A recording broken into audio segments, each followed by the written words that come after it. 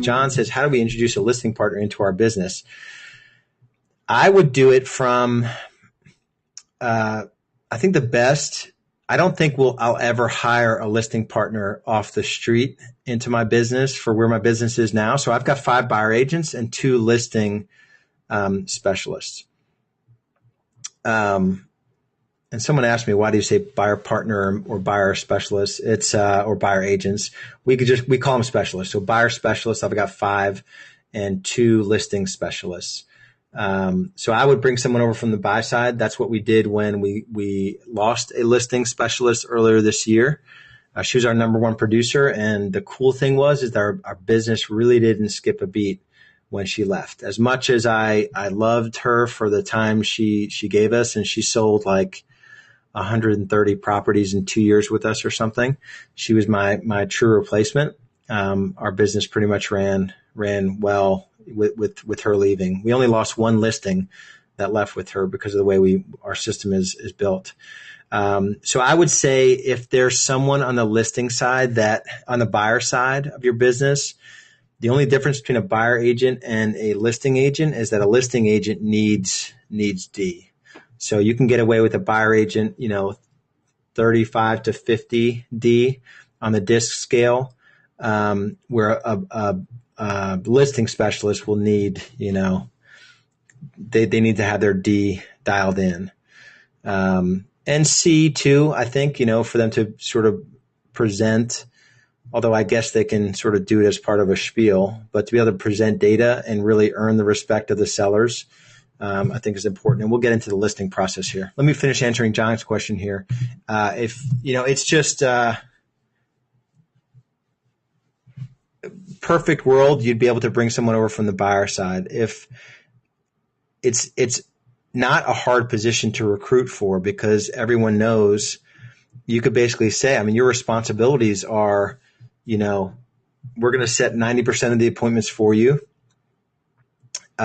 Takes the pressure off of you having to generate business. So you can eliminate all of your expenses will be totally eliminated. You have 0 expenses when you join our team. And you'll be responsible for, some appointment prep, pulling comps, doing an equity evaluation. Hopefully your staff will do the equity evaluation for them. You grab your materials, you present your listing presentation, you get the paperwork filled out, the home priced properly. You do your weekly calls, your 30-day market reviews, you get them under contract, you negotiate the repairs, and you attend closing.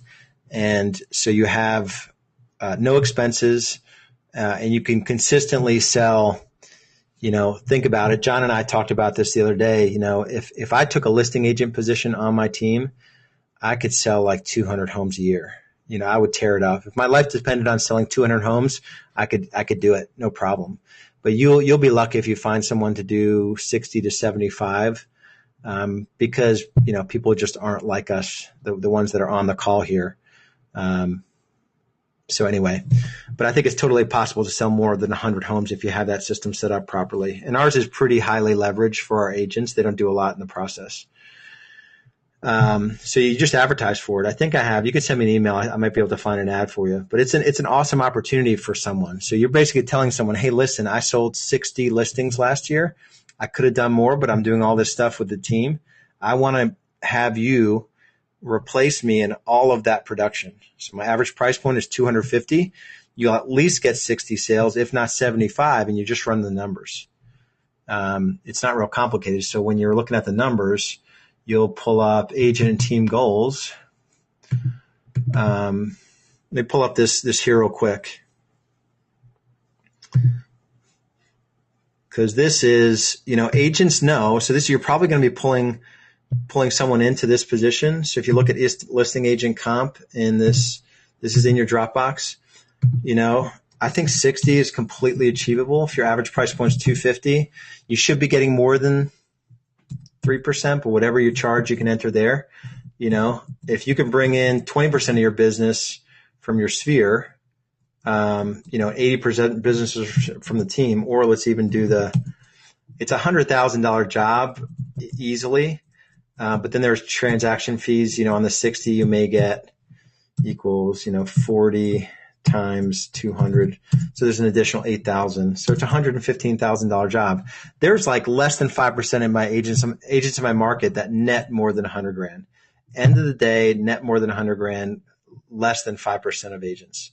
So that's the pitch. You print out this one sheet, and then you print out another sheet and say, if you can do 75, which I totally think you can, and you add a little line in here for transaction fees, it's a $140,000 a year position.